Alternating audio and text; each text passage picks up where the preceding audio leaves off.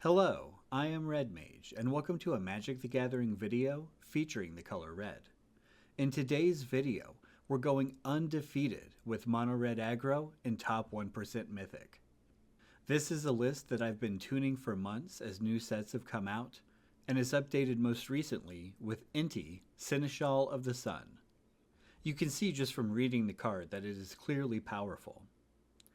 Does this make Mono Red better? I'm not sure the answer to that. I think it's got to be very close either way. I did have some trouble drawing the card in my games. You can clearly see the synergy that it has with other cards in the deck. Charming Scoundrel and Voldaren Epicure, both discard cards which enable Inti's ability. Phoenix Chick and Squee are both good cards to discard. And none of our creatures naturally have trample on their own. Otherwise, this is just a very solid mono red build that's designed to be good against every deck in the best of one metagame. This is definitely the deck that I would recommend for ranking up in Mythic right now. If you're interested in getting better at playing the mono red mirror, there are some great games in this video that demonstrate the nuanced decision making that takes place in a mono red mirror. They're also really entertaining games, as are the games against the other decks in the Mythic metagame. I hope you enjoy the gameplay, and we'll be back at the end to wrap up.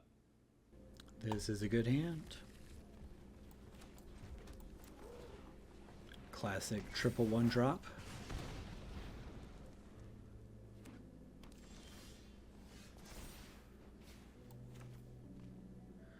Do we want to split up our value in case they have an ossification? Yeah, I think that has value.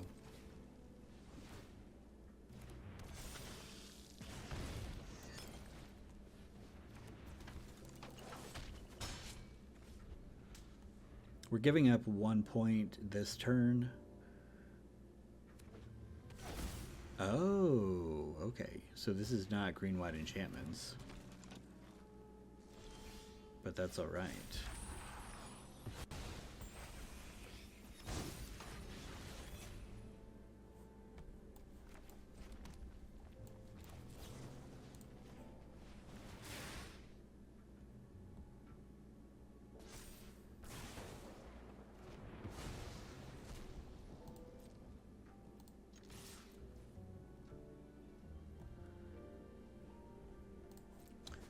I think it's a very close decision on whether to fire off the Monstrous Rage. The only reason not to is because we may need it. You know, they may have some life gain or some first strike going on that we need to maneuver around.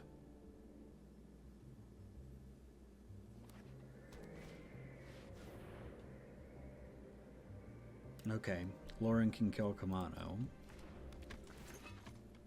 but this makes sure that if they block, neither of the creatures they block die.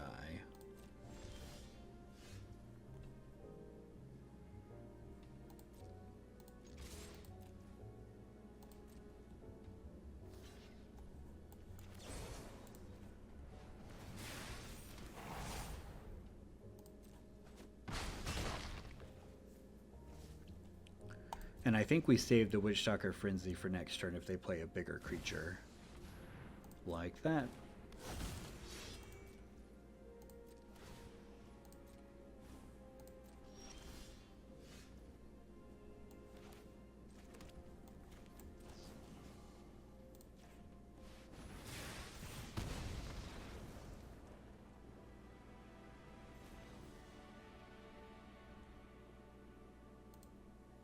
This isn't the most brilliant of opening hands, but it is certainly keepable.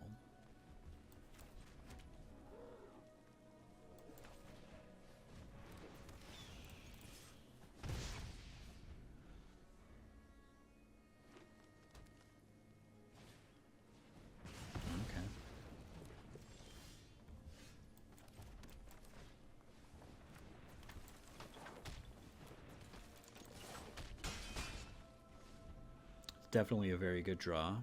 Being able to double spell on turn 2 is great.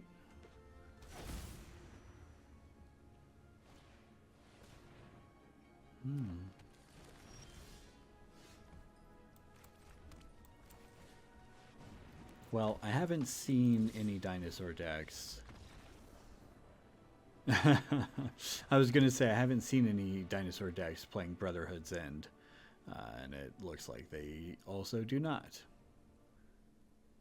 Absolutely.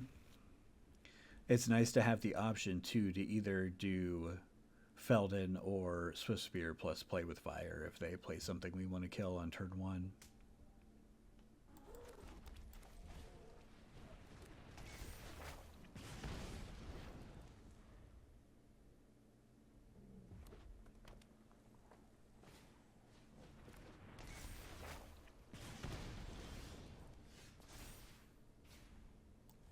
Well, we're definitely going to play Feldon here. And we'll hope that whatever they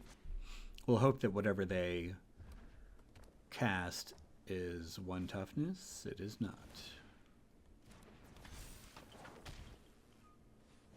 Okay. Opponent has a lot going on, but that's okay. We're on the play, so we should benefit. Well, I mean, I guess we just Squee here.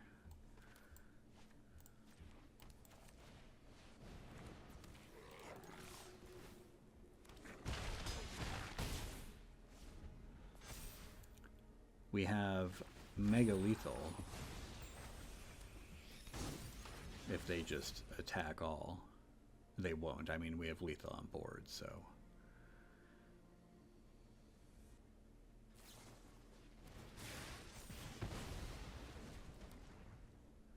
Presumably they did that now to play around Monstrous Rage. But that means their Swiftspear is not going to be as good of a blocker next turn because it won't have the prowess trigger if they were considering holding it back. Yeah, they kind of feel priced into attacking now.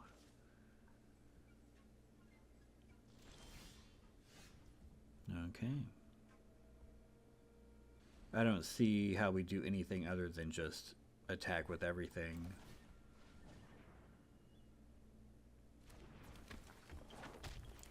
They have something. It could be a Monstrous Rage, so I don't want to play with fire the Kumano preemptively to prevent them from blocking with it.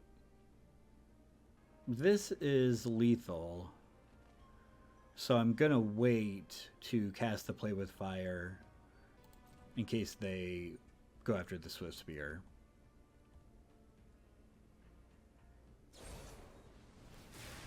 Okay, that's fine.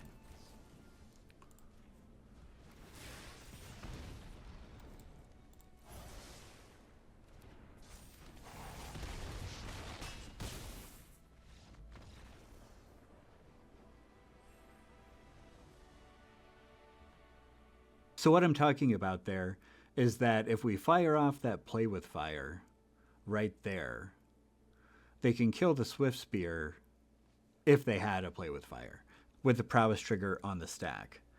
And then we would only have 7 total damage. This is not a great hand. I think we can do better. It's hard to say. There's certainly decks against which I would want to keep this hand. I think I'm going to try to get a better one. Okay. This is indeed a better one. The problem now is, do we keep removal, or which removal do we keep? I think we want to keep all our creatures. I guess the Witchstalker Frenzy is the least universally applicable.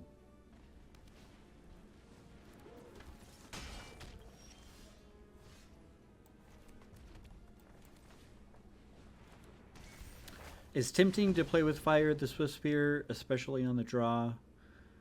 But if we don't get this Feldon going, I'm afraid we're never going to have a shot. Yeah, well, that's unfortunate. That's the cost.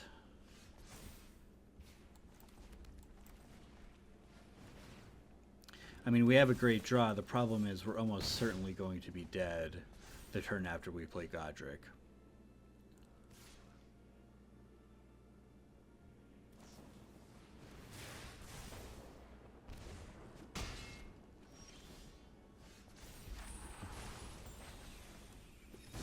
Seems pretty likely. So then, we just don't have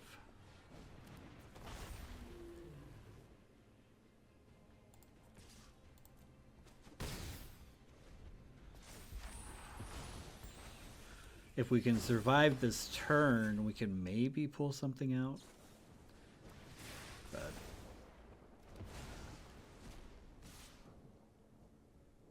okay, so if we draw a land, does that get us there? It does not.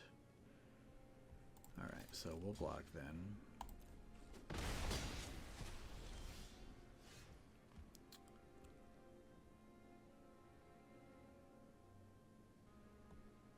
Yeah, I mean, there's nothing really to do except play the Goddric.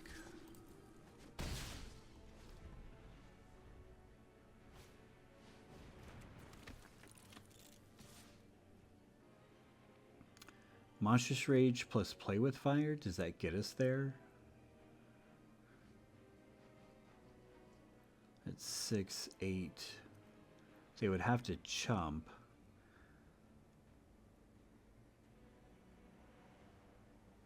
If we draw a land, Squee 3, 7. Okay, if we draw a land, so let's not block.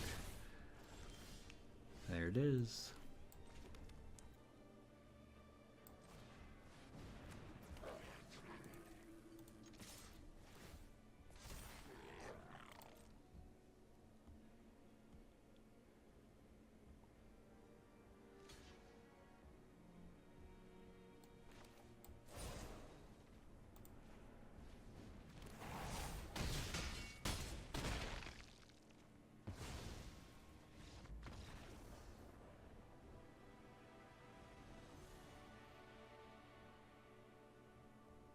This is a very good hand.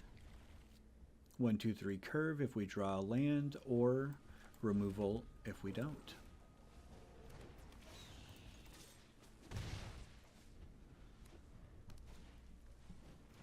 Looks like it's the mirror.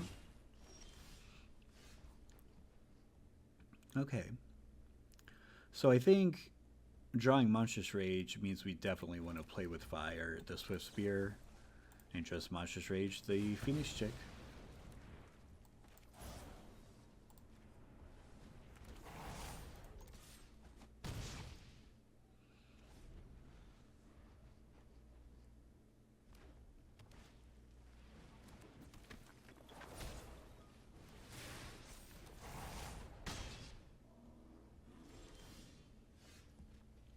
So if we didn't draw that land, I think I would prefer to just Lightning Strike the Swiftspear, keep their board clear, but since we did, we should be mana efficient and play the Squee.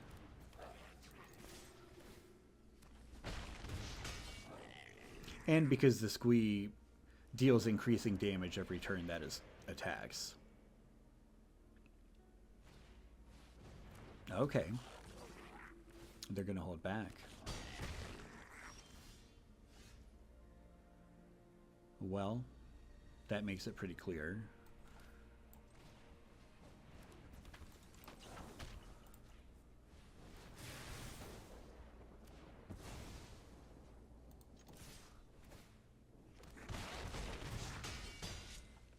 It's not 100% impossible they could deal 11 damage here, but it should be extremely difficult. Although that would be part of it. Oh no. Do they have it?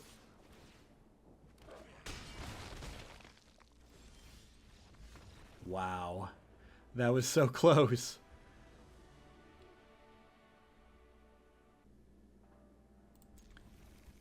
Very nice curve. Turn 3, if we draw a land, will be Goddric. If we don't, will be Lightning Strike.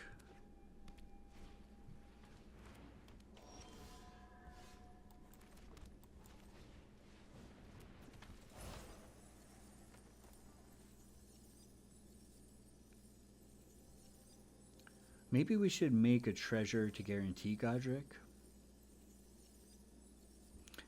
You know, I think it's likely enough that we'll need to kill a creature that they play anyway.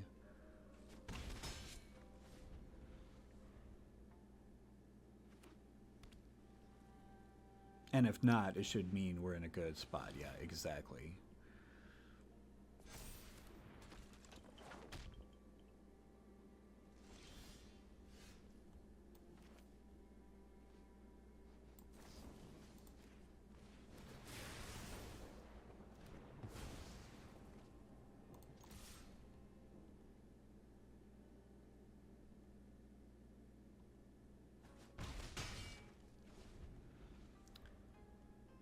I take it as a good sign that they considered trading there.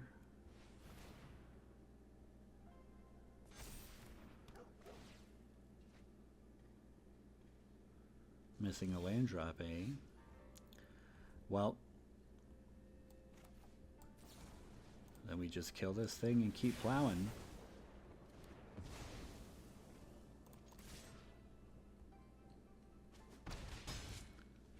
In the Mono Red versus Green-White Enchantment matchup, Mono Red is the favorite when both players have 2 lands. There's no question about that. Okay. So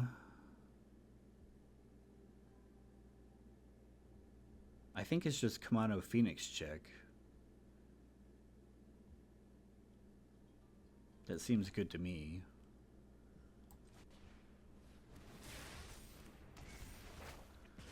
They can trade the Scoundrel and the Companion if they want. That's not great for us, but at least they lose a life on the way out.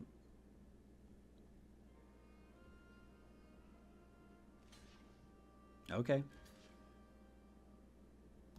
I'll definitely take that trade.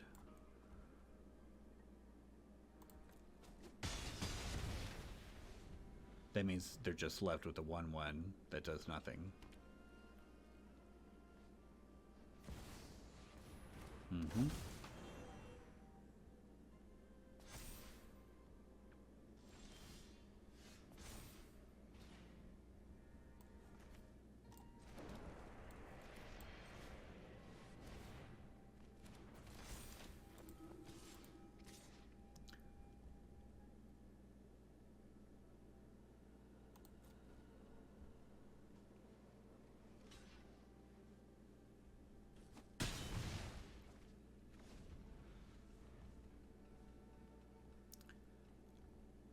It should be pretty easy for us to win next turn, Plague and Goddric.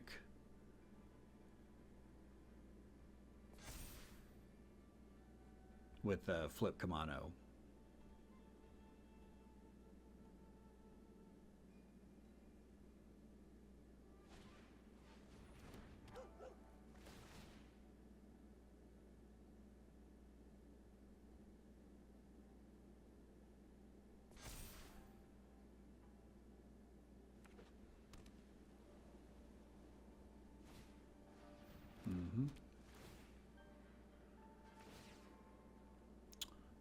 I see. Well, this is all very good for them, but there's nothing they can do that gets around the Kumano flipping and us having a Goddric in hand.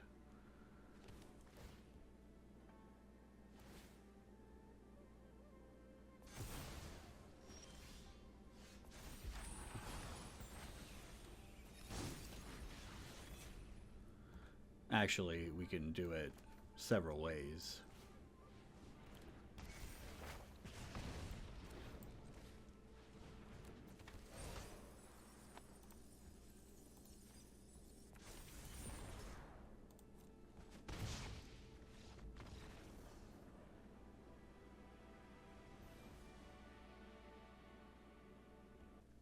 This looks like a pretty good hand.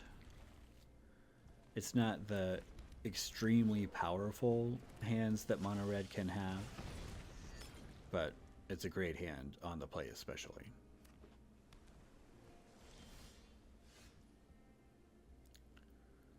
So basic island usually means mono blue. So the concern would be that they're going to bounce something. So I think we play 2 creatures. It looks like they don't have anything. It's awkward because now our curve's a little messed up.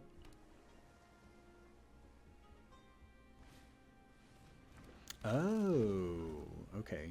Is this like a pirate sort of situation? Or what's happening? Oh, no kidding.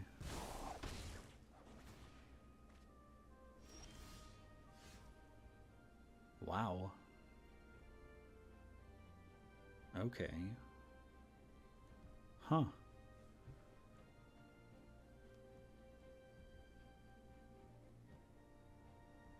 So maybe we just ignore them, right?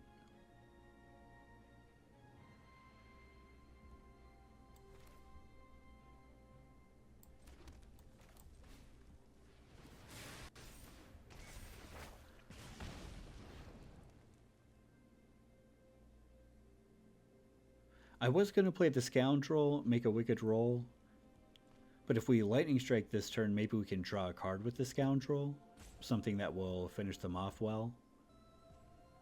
Okay. I'm just going to go ahead and kill that. We're super far ahead, obviously, either way. If we're asking ourselves, how do we lose? I think the most likely answer is they do some crazy stuff that we can't think of because we have not seen a ninjutsu ginger brute deck. I certainly haven't.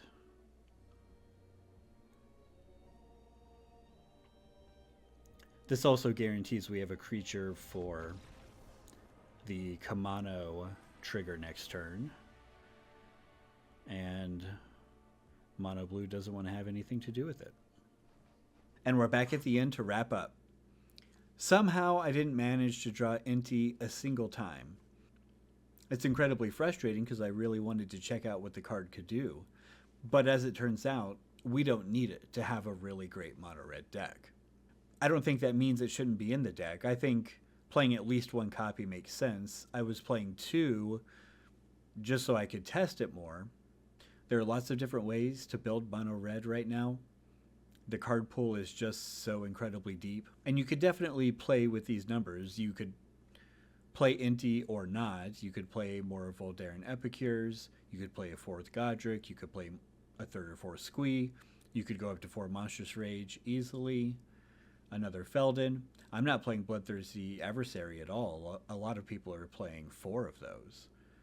But some variation on this is what I plan on playing to rank up for the rest of the season. I hope this video demonstrated how carefully thinking through your decisions can increase your win rate. It also doesn't hurt to be on the play or to get lucky, of course. But if you think of Mono Red as the mindless pushing of buttons, I think these games showed that the outcome of a game often depends on how thoroughly you thought through the conditions of the game state, as well as understanding the metagame well enough to predict what your opponent may or may not have in their hand. I hope you enjoy ranking up during the last week of the season, and I'll see you in the next one.